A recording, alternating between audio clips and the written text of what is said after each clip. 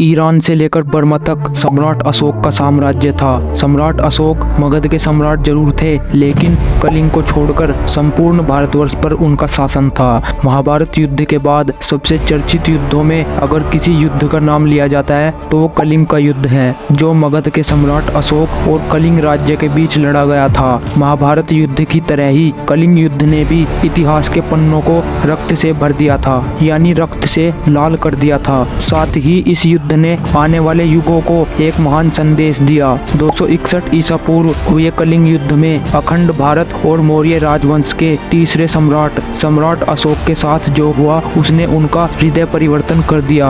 और आखिर क्यों अखंड भारत पर अपने नाम का डंका बजाने वाले सम्राट अशोक कलिंग युद्ध के बाद अहिंसा के मार्ग पर क्यों चलने लगे, आज हम उनके संपूर्ण जीवन पर प्रकाश न डालकर बात करेंगे कलिंग युद्ध के बाद उनके हृदय परिवर्तन के बारे में, जब अहिंसा के मार्ग पर चले सम्राट अशोक। तो शुरू करते हैं आज का हमारा ये एपिसोड। दोस्तों, सम्राट अशोक का नाम संसार के महानतम व्यक्तियों में गिना जाता है। ईरान से लेकर बर्मा तक सम्राट अशोक का ही साम्राज्य था। सम्राट अशोक ने जहाँ जहाँ भी अपना साम्राज्य स्थापित किया वहाँ वहाँ उसने अशोक स्तंभ भी बनवाए। लेकिन अंत में जब सम्राट अशोक और कलिंग के बीच युद्ध हो रहा था तो इस युद्ध के दौरान सम्राट का हृदय पूरी तरह से बदल गया था। दोस्तों, कलिंग का युद्ध इतना भीषण युद्ध था कि कलिंग में रहने वाले बच्चे को काट दिया गया था। बूढ़ा, बच्चा, औरत किसी को नहीं देखा गया, बल्कि सबको इस युद्ध में काट दिया गया था। इतना नरसंहार हुआ, इतना लोगों को काटा गया कि अशोक का हृदय पूरी तरह से परिवर्तित हो गया।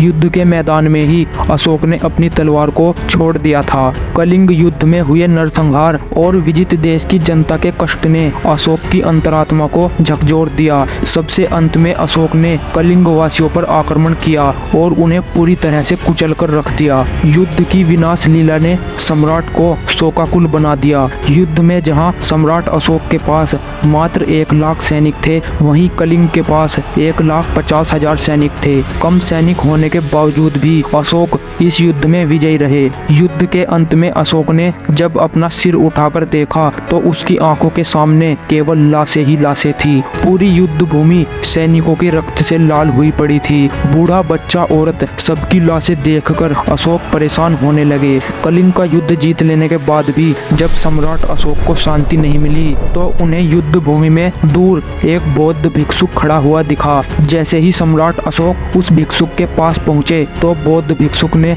सम्राट की प्रशंसा करनी शुरू कर दी। साथ ही उस भिक्षुक ने कहा, अगर आप इतने ही महान राजा हैं तो क्या आप इस मृत बालक में जान डाल सकते हैं। इतना बोलते ही उस भिक्षुक ने कुछ ही महीने के एक छोटे से बालक को अपनी गोद में लेकर सम्राट अशोक के सामने रख दिया। भिक्षुक कहने लगा कि आखिर इस नन्हे बालक की क्या गलती है जिसने अपनी जान इस युद्ध में गंवा दी। अशोक कुछ देर तक उस बालक को देखते रहे और उनके मन में एक अलग ही संग्राम शुरू हो गया। सम्राट अशोक मौन थे कि आखिर मैं इस भिक्षुक को क्या जवाब दूं। तभी अशोक की आंखों से आंसू की बूंदें टपकने लगी और उसी एक पल में सम्राट अशोक का हृदय परिवर्तित हो गया और उन्होंने प्रायश्चित करने के लिए बौद्ध धर्म को स्वीकार कर लिया और अहिंसा के मार्ग पर चलने लगे। अशोक ने प्रण लिया कि अब वह कभी भी हिंसा के मार्ग पर नहीं चलेंगे। एक बौद्ध भिक्षुक की तरह ही बौद्ध धर्म के उपदेशों को विश्व की विविध जगहों तक पहुंचाते हुए उन्होंने अपने जीवन का आखिरी समय व्यतीत किया।